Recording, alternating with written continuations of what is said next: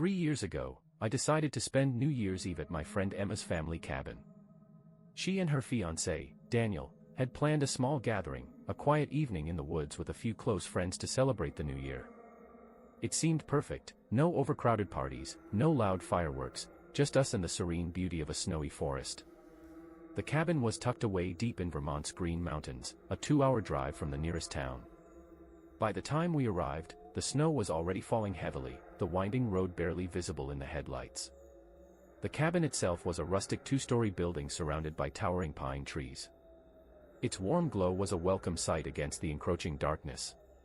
We were the last to arrive. Emma and Daniel greeted us warmly and introduced us to the others, 4 people I didn't know but who seemed friendly enough. We settled in quickly, chatting over hot cocoa and mulled wine. The storm outside grew fiercer as the night wore on, but inside, the fire crackled, and laughter filled the air. For a while, everything was perfect. It was around 9 p.m. when I first noticed something strange. The cabin had a large bay window that overlooked the driveway and the forest beyond. I happened to glance out and saw a figure standing at the edge of the tree line. They were barely visible in the swirling snow, but their silhouette was unmistakable. "Did someone else show up?" I asked, nodding toward the window. Emma frowned and joined me. "No one else is coming," she said, her tone uneasy. The figure didn't move, just stood there, partially obscured by the trees. After a moment, Daniel grabbed a flashlight and opened the door, calling out into the storm. "Hello. Do you need help?" No response. The figure didn't budge. Daniel stepped onto the porch, shining the flashlight toward the woods. The beam illuminated nothing but snow and shadows. The figure was gone. We tried to shake it off, telling ourselves it was probably a trick of the light or maybe just a deer. But the mood in the cabin shifted. Conversation dwindled, and everyone became hyper-aware of the storm raging outside. By 10 p.m., the power went out. The cabin plunged into darkness, the only light coming from the fireplace and the candles we hurriedly lit. Emma assured us this was common during storms and that the generator would kick in soon. But deep down, I think we all knew something was wrong. Around 10:30, I heard it, the sound of footsteps crunching through the snow. I was sitting near the bay window and froze, straining to listen. The footsteps were slow, deliberate, moving closer to the cabin. I glanced outside, but the storm obscured everything beyond a few feet. "Do you hear that?" I whispered to Emma. She nodded, her face pale. The others fell silent as the footsteps grew louder, circling the cabin. Daniel grabbed a poker from the fireplace, his expression grim. "Stay here," he said, heading toward the back door. We heard him open the door and step outside. The sound of the storm rushed in, followed by a heavy silence. Minutes passed, and he didn't return. Emma grew more anxious, pacing near the door. "Daniel," she called, her voice trembling. No answer.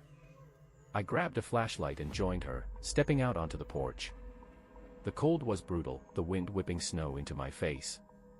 The flashlight's beam revealed fresh footprints in the snow, leading away from the cabin and into the woods. But there were no footprints coming back. We retreated inside, locking the doors and windows. The group huddled in the living room, the fire casting eerie shadows on the walls. The footsteps outside resumed, louder this time, as if whoever, or whatever, was out there was taunting us. At midnight, the knocking started. It was faint at first, coming from the front door. Then it moved, knocking on the windows, the walls, even the roof. The sound was rhythmic, almost mocking, and it filled every corner of the cabin. We sat frozen, too terrified to move, as the knocking grew louder and more erratic. Emma was the first to break. She bolted toward the door, shouting Daniel's name and fumbling with the lock. I grabbed her arm, pulling her back as the others yelled for her to stop. "Don't open it," I shouted. "It's not him." The knocking stopped. For a moment, the silence was deafening. Then, from the other side of the door, came a voice. "Emma." It sounded like Daniel, but there was something wrong with it. The tone was flat, mechanical, like a bad recording. "Emma, let me in." "No," she whispered, tears streaming down her face. "That's not him." The voice repeated the words, each time more distorted, until it no longer resembled Daniel at all. the sound twisted into something guttural, inhuman. The knocking resumed, louder than ever, shaking the walls of the cabin. And then, just as suddenly as it had started, it stopped. The rest of the night was a blur. The footsteps outside continued, circling the cabin like a predator stalking its prey. By dawn, the storm had eased, and the first rays of sunlight pierced through the trees. We ventured outside cautiously, desperate to find Daniel. The snow was pristine, undisturbed except for a single set of footprints leading from the woods to the porch, and back again. There was no sign of Daniel, or the figure we had seen earlier. When we called the authorities, they conducted a thorough search but found nothing. No tracks, no evidence that anyone else had been there. Daniel was officially listed as missing, but we knew he was gone. Taken by whatever had been out there that night. I haven't celebrated New Year's since. Every year, when the clock strikes midnight, I hear the knocking in my dreams. And I wake up to the sound of footsteps, slowly circling my room. 2 years ago, I agreed to spend New Year's Eve at a remote lodge with my best friend, Laura, and her boyfriend, Mike. They had invited me to join them at this old, rustic property they'd rented deep in the Adirondack Mountains. The lodge was supposed to have a beautiful view of the surrounding forest, and they had planned for a quiet, intimate celebration, just the three of us, some champagne, and a warm fire. The weather had other plans. The snowstorm began the morning we arrived. It was mild at first, soft flurries that made the drive through the woods almost picturesque. But by the time we reached the lodge, the snow had thickened into heavy sheets, and the wind had turned sharp and biting. The lodge itself was impressive, a massive 2-story structure with high, peaked roofs and wraparound porches.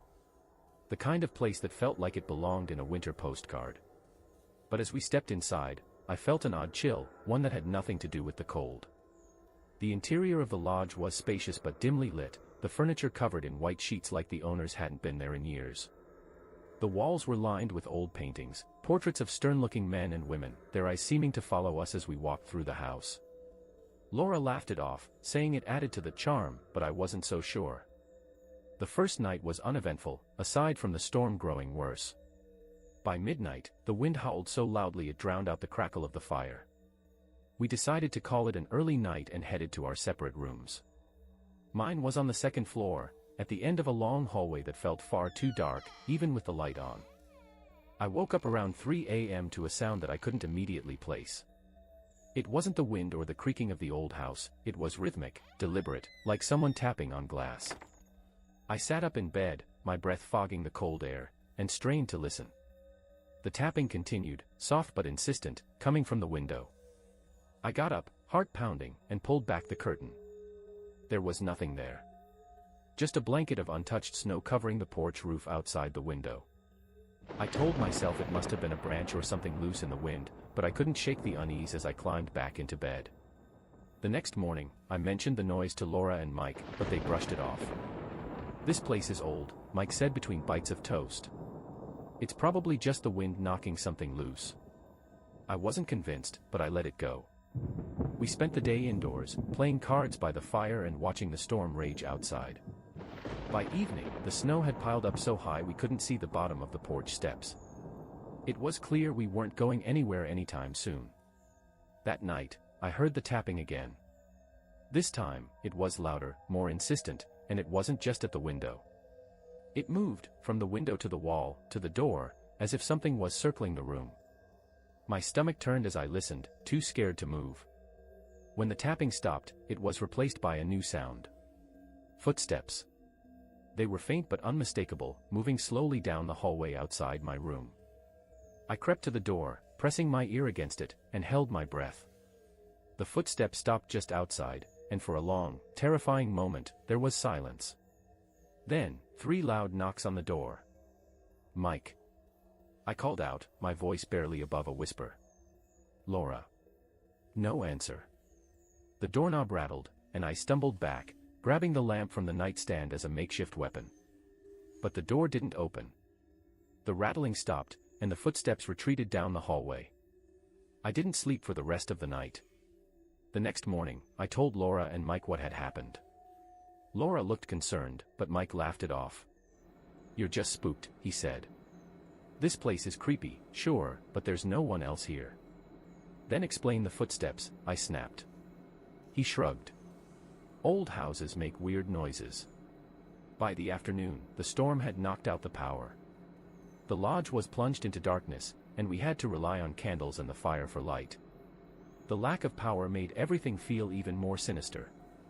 Shadows danced across the walls, and every creak of the house set my nerves on edge. Around 10 p.m., Laura noticed something odd. "Have either of you been out on the porch?" she asked, staring out the window. "No," I said immediately. "Why?" "There are footprints," she said, her voice trembling. "In the snow." We crowded around the window, staring at the tracks. They started at the edge of the woods and led to the front door. The snow was still falling, but the tracks were fresh, unmarred by the storm. They were large and uneven, as if whoever made them was dragging one leg. Mike grabbed a flashlight and insisted on checking it out, despite our protests. He bundled up and stepped outside, his boots crunching loudly in the snow. Laura and I watched from the window as he followed the tracks around the side of the house. He disappeared from view, and for a long, agonizing moment, there was nothing but silence. Then we heard him scream. We ran to the door, flinging it open as the wind and snow blasted into the house. "Mike!" Laura shouted, her voice barely audible over the storm. But he was gone. The footprints in the snow ended abruptly, as if he had vanished into thin air. We searched for hours, calling his name and shining the flashlight into the woods, but there was no sign of him. The storm only grew worse, forcing us back inside. That night, we barricaded ourselves in the living room, huddling by the fire with every light we could find. The tapping returned, louder than ever, coming from every direction, the windows, the walls, even the roof. At one point, we heard footsteps again, slow and deliberate, moving through the lodge. But no one was there. By morning, the storm had passed, and the footprints outside were gone, erased by the fresh snow. We called the authorities, but the search for Mike turned up nothing. It was as if he had simply disappeared. To this day, I don't know what happened at that lodge. Laura and I never spoke about it again, and I've avoided the mountains ever since. But every New Year's Eve, I think about those footsteps in the snow, and Mike's scream echoing in the storm. And I wonder if the lodge is still waiting for its next guests. It was New Year's Eve, and I had planned a quiet evening at my family's cabin up in the mountains of Montana. The idea was to escape the chaos of the city and bring in the new year with a clear mind. The cabin was a family heirloom, tucked away in a remote valley surrounded by dense forests and snow-capped peaks. Getting there involved an hour-long drive through winding, unpaved roads, beautiful during the day but treacherous once the snow started falling. By the time I reached the cabin, it was nearly dark, and the storm had picked up. I felt a pang of unease as I parked the car and looked around. The snow was already a foot deep, and the wind howled through the trees like a warning. Shaking off the nerves, I grabbed my bag and trudged up the steps to the cabin. The place was just as I remembered, rustic but comfortable. I got a fire going in the stone hearth, unpacked some snacks, and poured myself a drink. It was cozy, and for a while, I felt the tension of the week melt away. The snowstorm outside only made the cabin feel warmer, safer. Around 10 p.m., I started hearing strange noises. At first, I chalked it up to the wind or the settling of the old wood, but the sounds were too deliberate, soft thuds, almost like footsteps, circling the cabin. I told myself it was an animal, maybe a deer or a fox. Still, I locked the doors and checked the windows. The storm made it impossible to see anything beyond the immediate glow of the porch light. That's when I noticed the tracks. They weren't there earlier. Large, heavy prints led from the edge of the woods straight to the front porch. They didn't look like animal tracks, too wide, too irregular. My stomach knotted as I scanned the snow for any sign of movement, but the storm made visibility nearly impossible. I told myself to stay calm, retreating inside and double-checking the locks. I even considered calling someone, but my phone had no service this far out. I kept the fire roaring and tried to distract myself by reading, but I couldn't shake the feeling of being watched. By 11:30, the storm had worsened. I stepped into the kitchen to grab another drink and froze. The back door, which I was sure I had locked, was slightly ajar. Snowflakes swirled in through the gap, and the footprints, the same wide, heavy prints, trailed inside. My pulse raced. I grabbed the nearest thing I could find, a fireplace poker, and crept through the cabin, turning on every light as I went. The tracks led from the kitchen through the hallway and into the living room, but they stopped abruptly at the center of the rug. There were no wet marks, no signs of anyone having stood there. Just empty space. I spent the next hour huddled near the fire, clutching the poker and trying to convince myself that I was imagining things. Midnight came and went without fanfare. The storm raged on, and I was too terrified to sleep. At some point, I must have drifted off because I woke up to the sound of the porch creaking. I bolted upright, my heart pounding. The fire had died down to embers, and the cabin was eerily quiet. Then I heard it, a slow, deliberate knock on the door. I didn't move. The knock came again, louder this time, followed by the faint sound of breathing, raspy and uneven. I forced myself to stand and peeked out the window. A shadowy figure stood on the porch, its outline barely visible in the dim light. It was tall, too tall to be anyone I knew, and its shoulders seemed unnaturally broad. "Who's there?" I called, my voice trembling. No answer. Just the sound of breathing and the relentless knock, knock, knock. I backed away from the door, gripping the poker tightly. The figure didn't move, didn't say a word. It just stood there, knocking at irregular intervals. I considered making a run for the car, but the thought of crossing through the snow, with that thing so close, froze me in place. Suddenly, the knocking stopped. I held my breath, listening as the footsteps moved around the cabin. They circled slowly, deliberately, pausing near each window. I heard the back door rattle, then the sound of something heavy being dragged across the porch. I stayed awake until dawn, too terrified to move. When the first light crept through the trees, I finally worked up the courage to check outside. The storm had stopped, and the world was blanketed in pristine snow. But the tracks were still there, leading from the woods to the porch, circling the cabin, and stopping at the front door. There were no other signs of movement, no indication of where the figure had gone. I left the cabin that morning, abandoning half my belongings in my rush to get out. To this day, I don't know who, or what, was outside that night. But every New Year's Eve, I dream of those tracks in the snow, and I wake up to the sound of that slow, deliberate knock. 3 years ago, I worked at a small family-owned diner on the outskirts of town. The diner had been a local staple for decades, open 24/7 and always bustling with truckers, night owls, and locals looking for a late-night meal. On New Year's Eve, I volunteered to take the overnight shift. I wasn't much for parties, and the extra pay was hard to pass up. The night started uneventfully. A few regulars came in for coffee and pie, and a group of teenagers stopped by to grab milkshakes before heading to a party. By 10 p.m., the place was quiet, the storm outside driving most people to stay home. The snow fell in thick, heavy flakes, covering the parking lot and muffling the sound of passing cars. At 10:30, the phone rang. The diner had an old landline phone behind the counter. It rarely rang after dark, and when it did, it was usually someone asking about hours or placing a to-go order. I picked up, my voice chipper out of habit. "Penny's Diner, how can I help you?" For a moment, there was silence on the other end. Then, a low, gravelly voice spoke. "Do you know what time it is?" I frowned, glancing at the clock on the wall. 10:30. "Can I help you with something?"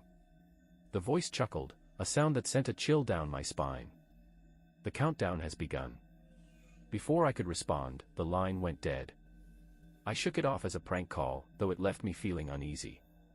I went back to cleaning the counter and checking the coffee machines, trying to ignore the knot in my stomach. The storm outside was getting worse, the wind howling against the windows. At 11 o'clock, the phone rang again. This time, the voice was clearer but no less unsettling. "It's almost time," it said, the words slow and deliberate. "Who is this?" I demanded, my heart racing. "Midnight," the voice whispered. "It all ends at midnight." The line went dead again. I stared at the phone, my hands trembling. The diner was empty, the windows fogged up from the warmth inside. I told myself it was just some bored teenager messing with me, but deep down, I wasn't so sure. At 11:30, the lights flickered. The diner plunged into darkness for a moment before the backup generator kicked in, casting a dim, eerie glow over the room. The phone rang again, its shrill tone cutting through the silence. I hesitated before picking it up, dread pooling in my stomach. "Who is this?" I demanded, my voice shaking. Almost there, the voice said, followed by a low, guttural laugh. I slammed the phone down, my pulse pounding in my ears. I grabbed the cordless phone from under the counter and dialed the police. The storm had knocked out most of the lines, and the call didn't go through. My cell phone was useless too, no signal this far out of town. I was on my own. At 11:45, the knocking started. It was soft at first, coming from the front door. I froze, staring at the glass doors, but the storm outside made it impossible to see anything beyond the glow of the parking lot lights. The knocking grew louder, more insistent, echoing through the empty diner. "Hello," I called out, my voice trembling. "We're closed." The knocking stopped. For a moment, there was silence. Then, the back door rattled. I grabbed the largest knife I could find from the kitchen and crept toward the back, my breath coming in shallow gasps. The door was locked, but the handle shook violently, as if someone was trying to force their way in. I bolted the door and retreated to the counter, clutching the knife like a lifeline. The phone rang again, and I nearly jumped out of my skin. My hands shook as I picked it up. "Leave me alone," I screamed. The voice on the other end chuckled softly. "Midnight," it said again. "It all ends at midnight." The line went dead. At 11:55, the knocking returned, louder than ever. It came from every direction, the front door, the back door, the windows. The sound was deafening, a relentless barrage that made it feel like the walls were closing in. I crouched behind the counter, covering my ears and praying for it to stop. And then, just as suddenly as it had started, it stopped. The silence was worse. I stayed hidden, too scared to move, as the seconds ticked closer to midnight. The only sound was the faint hum of the generator and the relentless wind outside. At 11:59, the phone rang one final time. I didn't want to answer it, but something compelled me to pick it up. My hand trembled as I brought the receiver to my ear. "It's time," the voice said, followed by a low, distorted laugh. The lights flickered again, and the hum of the generator died. The diner was plunged into darkness, the windows rattling as the storm howled outside. I could feel someone, standing just beyond the counter, the air around me growing cold. I don't remember much after that. When I woke up, the diner was empty, the snowstorm gone. The clock on the wall read 12:15, and the phone was off the hook, dangling by its cord. The police found nothing, no footprints in the snow, no sign of anyone having been there. But every year on New Year's Eve, I get a call. And the voice always says the same thing. It all ends at midnight. It was New Year's Eve, and my girlfriend Chloe and I were on our way to a small, secluded hotel in the mountains for a romantic getaway. We'd found it online, a cozy, old-fashioned and surrounded by snow-covered pines. It seemed perfect for escaping the chaos of the holiday and starting the new year on a quiet, relaxing note. The storm started just as we hit the final stretch of winding mountain road.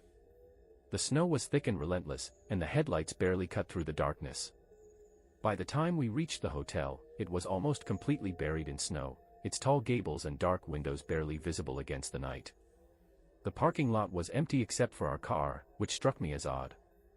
The place was supposed to be fully booked for the holiday. The lobby was warm and welcoming, but eerily quiet. A single desk lamp lit the check-in counter, where an old-fashioned brass bell sat. Chloe rang it, the sharp sound echoing through the cavernous room. A moment later, a man emerged from a back room. He was tall and thin, with hollow cheeks and a strained smile that didn't reach his eyes. "Welcome," he said in a flat voice. "You must be the Stevenses." Chloe and I exchanged a glance. We hadn't given our names. Yes," I said hesitantly, thinking maybe they'd pulled our reservation details in advance. The man handed us a single, heavy key with a brass tag marked, Room 207. "Enjoy your stay," he said before disappearing into the shadows. The elevator was out of order, so we took the stairs to the second floor. The hallways were dimly lit, the carpet worn and the wallpaper peeling in places. The only sound was the creak of the old floorboards beneath our boots. Room 207 was at the end of the hallway. The door opened with a groan, revealing a small but cozy room with a queen-sized bed and a single window overlooking the snowy forest. There was a small TV in the corner and an old radiator that clanked noisily as it struggled to heat the room. It's quaint, Chloe said, trying to sound cheerful. I nodded, though the unease I'd felt in the lobby hadn't left me. We unpacked and settled in, deciding to make the best of it. Around 10 p.m., we headed back downstairs to check out the New Year's Eve celebration, advertised on the hotel's website. The lobby was empty, save for a few chairs arranged around a roaring fire. A long table against the far wall held champagne glasses and a tray of hors d'oeuvres. "Where is everyone?" Chloe whispered. I shrugged, my unease deepening. We poured ourselves some champagne and sat by the fire, but the silence was oppressive. The storm outside howled, rattling the windows and casting eerie shadows across the room. At 11 p.m., we decided to call it a night. As we climbed the stairs, the lights flickered, plunging the hallway into darkness for a few seconds before coming back on. Chloe grabbed my arm, her grip tight. "Did you hear that?" she whispered. I strained my ears, and there it was, a faint, rhythmic tapping coming from somewhere above us. It sounded like footsteps, slow and deliberate, moving across the ceiling. "Probably just the pipes," I said, though I didn't believe it. We hurried back to our room, locking the door behind us. At 11:30, the phone in our room rang. Chloe and I stared at each other for a moment before I picked it up. "Hello." The line was filled with static, but I thought I heard breathing on the other end. Then a voice, low and distorted, said, "Time is running out." The line went dead. I slammed the phone down, my heart racing. "It's just a prank," I told Chloe, though I wasn't sure who I was trying to convince. "Maybe some other guests messing around." "What other guests?" she asked, her voice trembling. "We haven't seen anyone else." She was right. The parking lot had been empty, the lobby deserted. We hadn't seen another soul besides the men at the front desk. At 11:45, the footsteps returned, louder this time. They moved from the ceiling to the hallway outside our room, stopping just beyond the door. Chloe clutched my arm, her eyes wide with fear. "Who's there?" I shouted. No answer. Just the sound of breathing, low and ragged, coming from the other side of the door. The doorknob rattled, and Chloe screamed. I grabbed the chair from the corner and wedged it under the doorknob, my hands shaking. The breathing stopped, and the footsteps retreated down the hall. At midnight, the power went out. The room was plunged into darkness, the only light coming from the snow outside. Chloe clung to me as we listened to the sounds of the hotel, the wind howling through the walls, the faint creaks of the old wood, and something else. A voice, faint and disjointed, whispering from somewhere in the room. We fumbled for our flashlights and swept the beams across the room, but there was nothing there. The whispering grew louder, overlapping until it became a cacophony of voices, all speaking in a language I couldn't understand. Then, as suddenly as it started, the whispering stopped. The lights flickered back on, and the room was empty. The next morning, we packed our things and left without speaking to anyone. The lobby was deserted, the front desk abandoned. The snow had stopped, and the road was clear. We didn't stop driving until we reached home. When we tried to look up the hotel later, we couldn't find any record of it. The website we'd used to book it was gone, and the address didn't exist on any map. Every New Year's Eve, I think about that night. About the empty hallways, the whispering voices, and the men at the front desk who somehow knew our names. And I wonder if anyone else has stayed at the hotel that doesn't exist. 2 years ago, I attended a New Year's Eve party at my friend Megan's apartment. It wasn't anything too wild, just a small gathering of friends, drinks, and snacks to ring in the new year. Megan lived in an older building on the edge of town, the kind of place with creaky floors and thin walls. It had a certain charm during the day, but at night, it could feel downright eerie. I arrived around 9 p.m., the first guest to show up. Megan greeted me warmly, ushering me inside and showing me the spread she had laid out in the living room. Her apartment was cozy but cluttered, decorated with mismatched furniture and string lights that cast a warm glow over the room. "You're early," she said, pouring me a glass of wine. "Most people won't get here until later." "Good," I joked. "More snacks for me." We laughed, but there was something off about her energy, like she was trying a little too hard to appear calm. I brushed it off as pre-party nerves and settled in to help her set up. By 10 p.m., the apartment was buzzing with life. More guests had arrived, and the living room was packed with people laughing, talking, and dancing to Megan's carefully curated playlist. I was starting to enjoy myself when I noticed something strange. There was a man standing near the corner of the room, dressed in a dark coat and scarf. I didn't recognize him, but that wasn't unusual. Megan had a lot of friends, and I wasn't close with all of them. What struck me was how still he was. While everyone else moved and mingled, he stood rooted to the spot, his hands in his coat pockets and his face obscured by shadows. "Who's that?" I asked Megan, nodding toward him. She glanced over, her expression faltering for a split second before she smiled. "Oh, he's just a friend of a friend. Don't worry about it." I tried to ignore the unease creeping over me and went back to enjoying the party. But every time I looked up, the man was there, watching from the shadows. He never approached anyone, never spoke, just lingered like a dark stain in the corner of the room. Around 11 p.m., I noticed something even stranger. No one else seemed to acknowledge him. Guests brushed past him without so much as a glance, as if he were invisible. I watched as one girl nearly bumped into him, but she didn't react, her eyes sliding over the space he occupied like it was empty. I couldn't shake the feeling that something was very, very wrong. By 11:30, I was growing anxious. The man had moved closer to the center of the room, his face still obscured by the shadows cast by the string lights. I caught Megan's arm as she passed me, lowering my voice so no one else could hear. "Who is that guy?" I asked again, more forcefully this time. Megan hesitated, her smile faltering.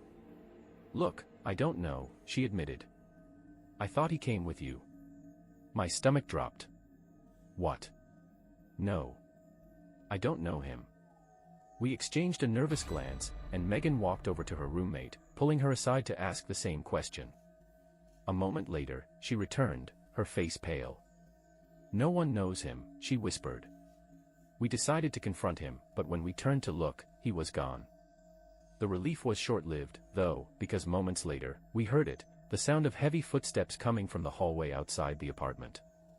Megan and I exchanged another uneasy glance before she opened the door. The hallway was empty, but the footsteps continued, echoing from somewhere above us. The building had 4 floors, and Megan's apartment was on the second. The sound was coming from the top floor, which was supposed to be vacant. "Is someone up there?" one of the guests asked nervously. "No," Megan said, her voice shaking. "That floor's been empty for months." Despite our better judgment, a small group of us decided to investigate. Megan, her roommate, and I led the way, armed with nothing but our phones and the flashlight app. The stairwell was freezing, the walls lined with peeling paint and faint water stains. The footsteps grew louder as we climbed, deliberate and unnervingly steady. When we reached the 4th floor, the hallway stretched out before us, dimly lit by a single flickering bulb. The air was colder up here, and every step we took echoed loudly. The door to one of the units at the far end was ajar, a faint sliver of light spilling into the hall. "Let's just go back," Megan whispered, her voice trembling. But curiosity got the better of us. We crept toward the door, our footsteps impossibly loud in the silence. I pushed the door open the rest of the way, revealing an empty apartment. The room was bare, with no furniture or decorations. The light was coming from a single bulb dangling from the ceiling, swaying slightly as if it had just been disturbed. The windows were frosted over, and the air was so cold I could see my breath. And then we saw them. Footprints. They led from the doorway to the center of the room, stopping abruptly as if whoever had made them had vanished into thin air. The prints were wet and uneven, like they had been made by bare feet. "What the hell?" Megan's roommate whispered, backing away. That's when we heard the door slam. We spun around, but the hallway was empty. The sound had come from below us, back near Megan's apartment.